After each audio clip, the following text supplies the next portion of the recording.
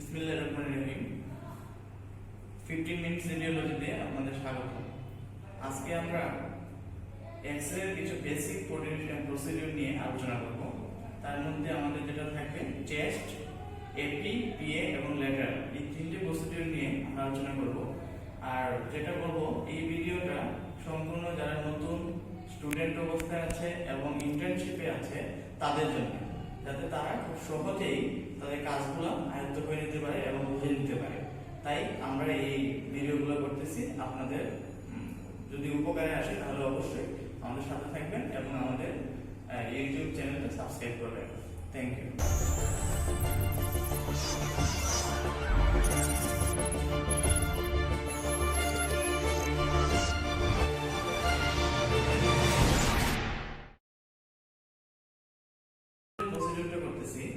সেটা হচ্ছে chest AP view. আমরা চেস্ট এপি ভিউ দুই ভাবে করতে পারি। একটা হচ্ছে পেশেন্ট টেবিলে, অথবা আমরা যে বাকি স্ট্যান্ড আছে ওইখানে আমরা করতে পারবো। কিন্তু আমরা যদি বাকি স্ট্যান্ডে গ্রিড না থাকে তা পেশেন্ট টেবিলে করবো। যেহেতু আমার এখানে বাকি স্ট্যান্ডে গ্রিড আছে, সেই জন্য আমরা বাকি স্ট্যান্ডেই করতেছি। প্রথমে যেটা হচ্ছে, পেশেন্টকে প্রথমেই এপি পজিশনে দাঁড় করাতে হবে এবং পজিশনটা হবে দুই পা একদম একসাথে লাগিয়ে দিতে হবে, একদম সোজা হয়ে থাকে, কোনো ধরনের বাঁকা অবস্থায় না থাকে। তারপর আমরা পেশেন্ট হাতটাকে কোমরের মধ্যে ফ্লেক্স করে দেব। ফ্লেক্স করে একটু সামনের দিকে বাঁকিয়ে দেব। এতে কি হবে, আমাদের স্ক্যাপুলাটা আছে, স্ক্যাপুলাটা বাইরের দিকে চলে আসবে। তাহলে আমাদের যে স্ক্যাপুলার শ্যাডোটা আছে সেটা চেস্টের উপর পড়বে না।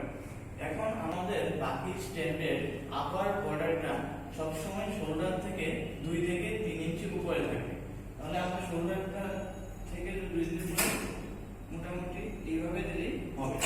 এখন দেখতে হবে সবসময় আমাদের patient mid line, body mid line এবং ক্যাসেট মিড লাইন কিন্তু সবসময় সমান থাকে।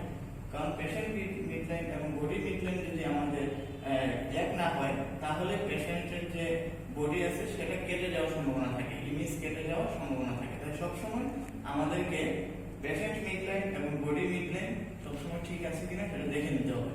এখন আমরা এখন টিউব পজিশনে যাব। টিউব পজিশন সবসময় 6 ফিট দূর থেকে, পেশেন্ট থেকে 6 ফিট দূরে, 6 ফিট দূরে ফেলবো এবং আমাদের সেন্টার এটা হবে সবসময় আমাদের থার্ড অথবা ফোর্থ থোরাসিক ভার্টেব্রাতে সবসময় সেটা আমাদের বুঝবো কিভাবে, সেটা আমাদের আনুমানিকভাবে আমাদের এই লেভেলের চেস্টের যে নিপল লেভেলের যদি আমরা দিই, তাহলে সেটা মোটামুটি সেন্টারিংটা পাই যায়। তো আমরা 6 ফিট দূর থেকে আমরা সেন্টারিংটা দিয়ে দিলাম। এখন আমাদের যেটা আমাদের বডি অনুযায়ী আমরা কোলিমেশন করে নেব। একটা জিনিস মনে রাখবেন, কোলিমেশন যত ভালো হবে তত এক্স-রে কোয়ালিটিও ভালো হবে। কোলিমেশন যত কম দিয়ে কাজ করবেন তত এক্স-রে কোয়ালিটি ভালো আসবে। তাহলে আমাদের এখন আমরা এক্সপোজ নিলে সেটা আমাদের পেশেন্ট এপি ভিউ মানে চেস্ট এপি ভিউটা হয়ে যাবে। Thank you. যে পজিশনটা করছি সেটা হচ্ছে চেস্ট পিএ ভিউ। আমাদের পিএ পজিশনে আমাদের অবশ্যই পেশেন্টকে পোস্টেরিয়র অ্যান্টেরিয়র পজিশনে দাঁড় করাতে হবে, অর্থাৎ পিএ পজিশনে দাঁড় করাতে হবে এবং পেশেন্ট মিড লাইন, কেসের মিড লাইন সবসময় সমান রাখতে হবে। আমরা পেশেন্টকে দাঁড় করানোর পরে আমাদের হাত দুইটা হিপে আমরা এইভাবে ফ্লেক্স করে দেব।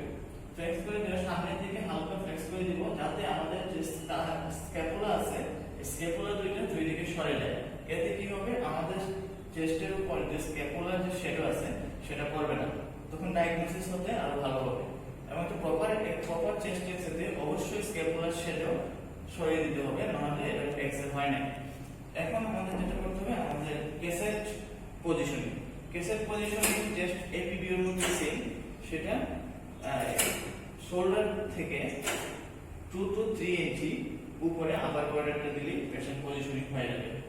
এখন আমরা যেটা করব, আমাদের টিউব পজিশনিং সর্বদা এপি পিএ এপি। আমাদের 6 ফিট দূর থেকে আমরা ডিসটেন্সটা 6 ফিট দূর থেকে দিব এবং কোলিমেশন সেটা পেশেন্ট বডি সাইজ অনুযায়ী আমরা কমিয়ে বাড়িয়ে নেব। আমার পেশেন্ট বডি অনুযায়ী আমি কমিয়ে বাড়িয়ে নিলাম। অবশ্যই পেশেন্টকে গায়ে জামা থাকতে হবে না সেটা আরেকটা বিষয় যেটা অবশ্যই পেশেন্টকে যখন এক্সরে করবেন তখন তার গায়ে কোনো জামা রাখা যাবে না। চেস্টে এবং বডির যে জুয়েলারি আছে, বাটন আছে, কোন ধরনের মেটালিক পদার্থ আছে, এইগুলা কখনোই গায়ে থাকা যাবে না, অবশ্যই এগুলো খুলে দিতে হবে। তো আমাদের এখানে সেটা সম্ভব নয়, সেই জন্য আমরা সেটা বললাম না। তবে আপনারা অবশ্যই জামা এবং মেটালিক পদার্থগুলো খুলে নেবেন।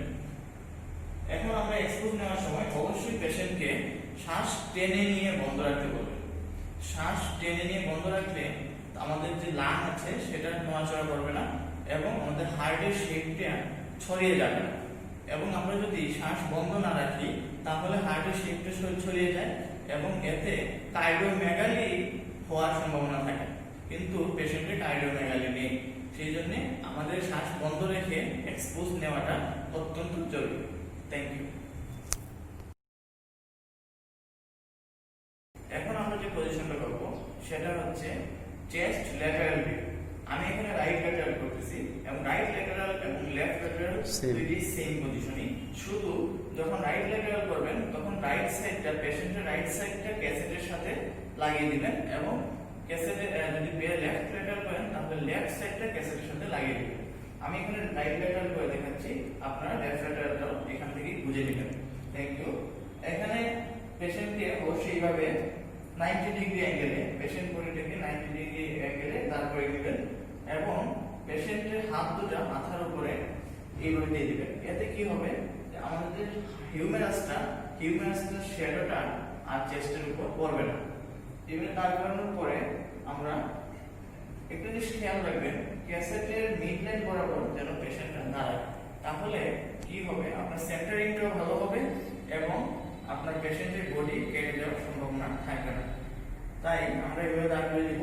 তারপর আমরা ক্যাসেটের যে পজিশনিংটা সেটা চেস্টের মতোই, শোল্ডার থেকে 2 থেকে 3 ইঞ্চি উপরে দিলেই ক্যাসেট পজিশনিং হয়ে যাবে। এখন আমরা যেটা করব আমাদের টিউব পজিশনিং। টিউব পজিশনিং চেস্টের ক্ষেত্রে সবগুলাই সমান। 6 ফিট দূর থেকে টিউব পজিশনিং করবেন এবং সেন্টারিং যেটা 3 থেকে 4, 3-3, 3-4 thoracic 3-3, 3-4 ভার্টিব্রাতে সেন্টারিং দিলেই সেন্টারিং পজিশনিং হয়ে যাবে। আর কোলিমেশনের ক্ষেত্রে পেশেন্ট সাইজ অনুযায়ী সেটা আমরা কোলিমেশন করে নেব। এখানে যদি আমরা দেখি আমাদের কোলিমেশনটা এইভাবে কমিয়ে বাড়িয়ে নিয়ে আমরা সেটা কোলিমেশন করে দেব। এতে কি হবে, কোলিমেশন ইউজ না করলে আপনার ইমেজ কোয়ালিটিটা ভালো আসবে না। এবং আরেকটা কথা, ল্যাটারাল ভিউতে অবশ্যই গ্রিড ইউজ করতে হবে। ল্যাটারাল ভিউতে গ্রিড ইউজ না করলে আপনার ইমেজ কোয়ালিটি ভালো আসবে না এবং অবশ্যই সেটা ইমেজ কোয়ালিটি ভালো হতে গেলে আপনার গ্রিড ইউজ করা অত্যন্ত জরুরি। Thank you.